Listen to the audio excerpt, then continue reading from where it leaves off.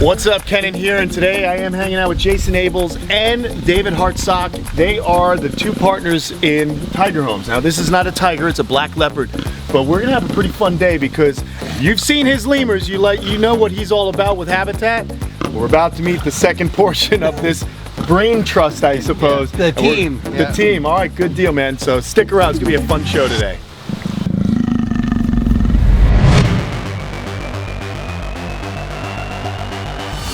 There are two things I've loved most in this life, bikes and reptiles. Now I crisscross the globe learning about all kinds of incredible animals. Sometimes I know what I'm doing. Other times I'm in over my head. But one thing's for certain, we'll come away a whole lot smarter after every adventure. This is Kamp Kenan.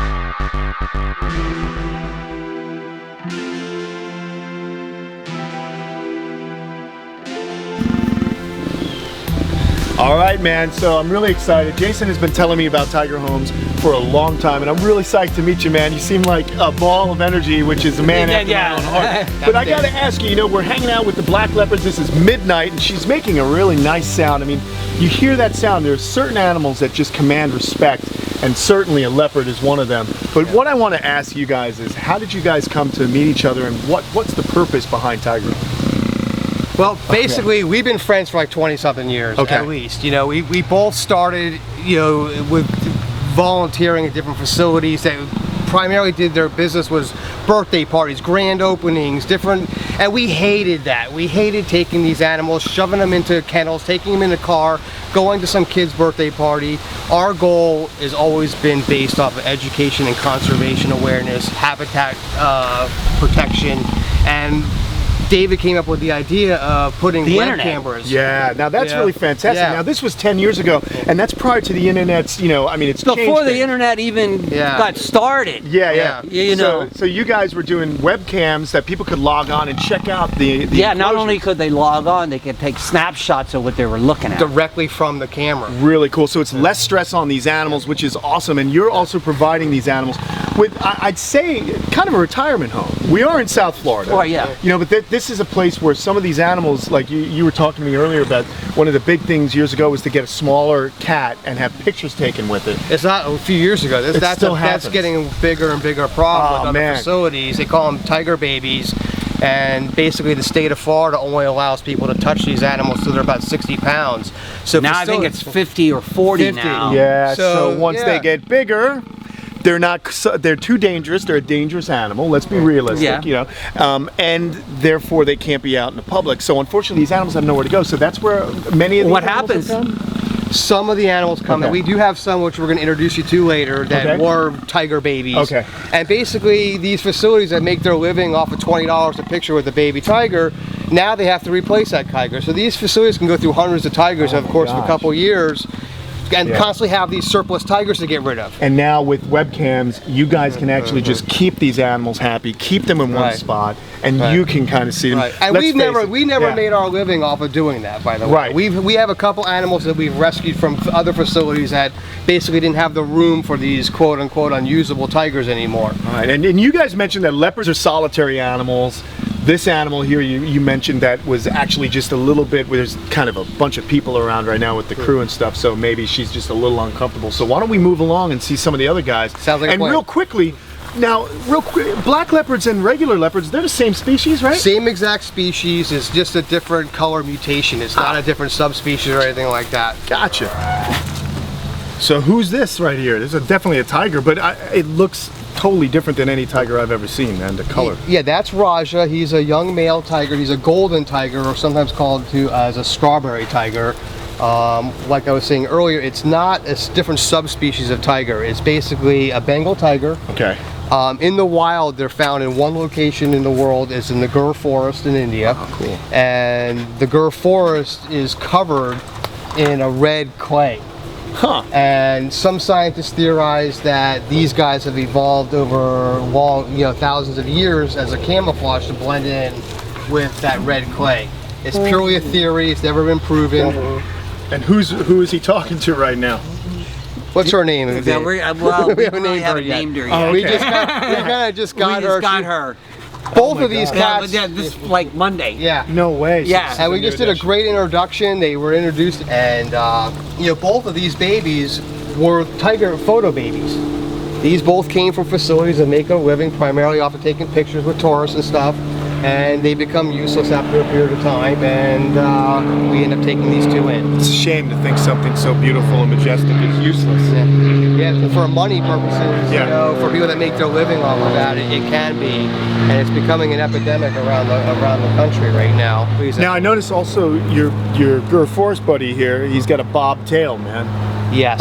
What happened there? It got chewed off by some dogs when he was Before we got him. when he was a pup. Wow. When he was a cub. Yep. So we had to amputate his tail, and we couldn't save the tail. That's crazy. He seems to he gets along fantastic without it, but yeah, it kind of sucks it happened, you know. And how big of a deal, guys? You know, you said you introduced this female here. I get worried when I introduce tortoises together, you know? I mean, how big of a deal is it to actually get a new animal, for lack of a better word, in the pride? I know tigers are usually a solitary animal. Right. How does that... Well, you know, it is a problem, but what ends up happening is when you keep like Gypsy's 22 years old, I've had her for 22 years, so it's just like everybody has different dispositions. She just has a laid-back disposition. She's a sweet tiger, if you can put that kind of anthropomorphic terminology on a tiger. She's a pretty good tiger, so we had a good idea that this was going to go fairly smooth. Okay. And then sometimes we've done introductions where we have something called a howdy doody cage. Okay. Habitat. Basically, they share a common border. Like there'll be a habitat on the other side of this wire, and they have visual, they can smell, smell, they can kind of touch, but they can't hurt each other. Gotcha. So there's an acclimation period in the howdy doody habitat and then you introduce. So we've had mixed luck with that as well, but this one went really smooth, really quick, and they're all really good buddies now. Man. And you know, we mentioned that the leopards are solitaire. We mentioned that the tigers are solitaire. That being true, in captivity, one of the biggest forms of environmental enrichment that you can have for any animal, whether it be a goldfish or a tiger, is companionship. Yeah. But in a perfect world, there's no animal by himself, and that's what we strive for. The love for these animals that Jason and Dave have is obvious. The home they provide for these unwanted cats is top-notch. And I have to tell you, I have a lot of love for these guys as well, because they're about to make one of my dreams come true by letting me get into the enclosure with one of these gorgeous predators. This is going to be the first time that I've ever had an encounter with a tiger. So Jason, Dave, what are some of the do's and don'ts here as we go into the enclosure? Well, one of the don'ts is to not go like pet it real soft or anything like that. You want to grab it like you're playing with a Rottweiler. Okay. You know, be purposeful. Be purposeful. Like, don't be timid. Like, if you're gonna touch it, touch it. Yeah. Okay. The worst thing you could do with any animal is, I want to touch it, I don't want to touch it. And then I want to rub it. You know, that's what you want to do. That's what, especially with tigers. You want to control the situation a little bit. Okay. You know? Yeah, you know, he's probably gonna grab for our pants legs and or apply on our shoes, and he might get on your shoe, and you know, you just gotta as long as he takes the shoe and not the foot with it. You're gonna be good. All right, so that's one thing, and then. All right, let's see how. Ready? Yeah, you man, ready? I'm ready to do it. I'm gonna let you go in first. I'm gonna close the door. Okay. Come on. Here Come it here. is. Come here. Hey, big boy. And it is crazy just to be there near them. You can touch him. Hey, buddy. Oh my God, it's beautiful. Isn't he gorgeous? But you can just feel. You're allowed to pat him like that. Yeah, like exactly. You're doing good. Oh my gosh, look at this. This is incredible. And you know, folks, it's hard to describe being this close. It's a predator. I mean, it's a beautiful animal constructed by nature to do a specific job. And my gosh, guys, I mean, that is just something. Can I get over here and maybe give him a, oh wow. Raj. If you get him right here, He's a good boy. Exactly. Folks, we are having a good time today. This is a very lucky episode of Kamp Kenan for Kenan. I get to hang out with a tiger, man.